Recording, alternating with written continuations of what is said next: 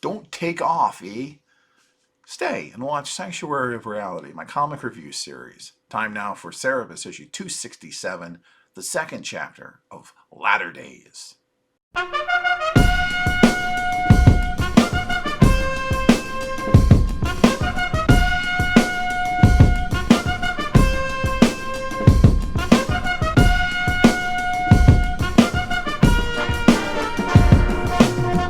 Cerebus, once more in a daze, wanders north again until he runs out of north.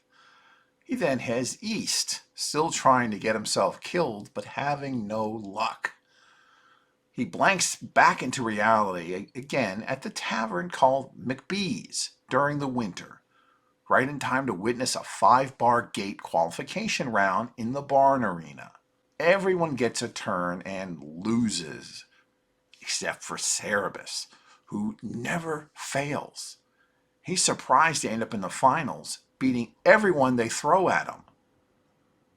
And soon he doesn't even have to do anything but train at 5-bar gate all day, getting ready to represent McBee's at the Nationals. Still going by the name of Fred, but now known as Fred Hammer, Cerebus eventually makes it to the championship at Moosehat Gardens, where he's quickly and easily defeated by the reigning champ, Paul Coffey Annan. So a year passes. Cerebus goes about his usual business, and like before, qualifies, returns to face Paul Coffey Annan, and again loses.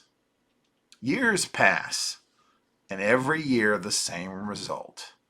Eventually, McBee's owner actually pays Cerebus to leave, as the name Fred Hammer is now synonymous with being a loser.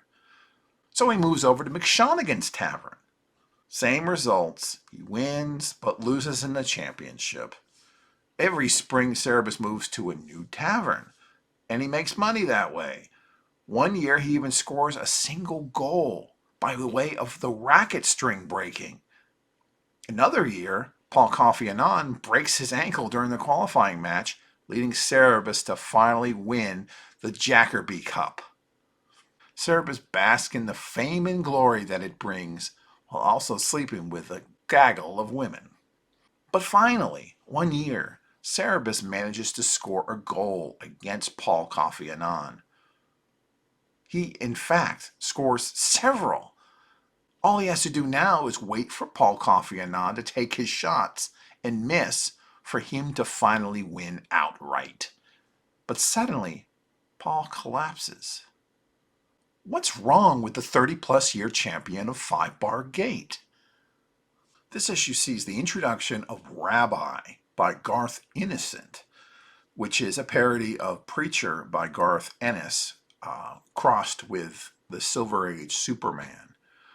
It'll become more important as we go along during latter days, but all you really need to know at this point is that Cerebus is a huge fanboy of it.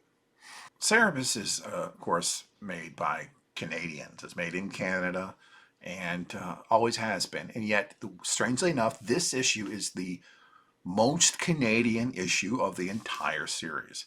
There's appearances here by Bob and Doug McKenzie. There's references to numerous locations in Canada, and there's even a reference to hockey players, of course.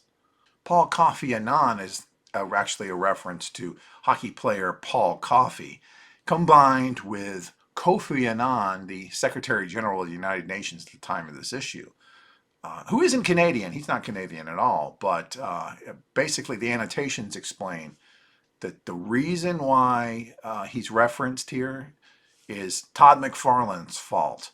And he's Canadian, so it all ties together.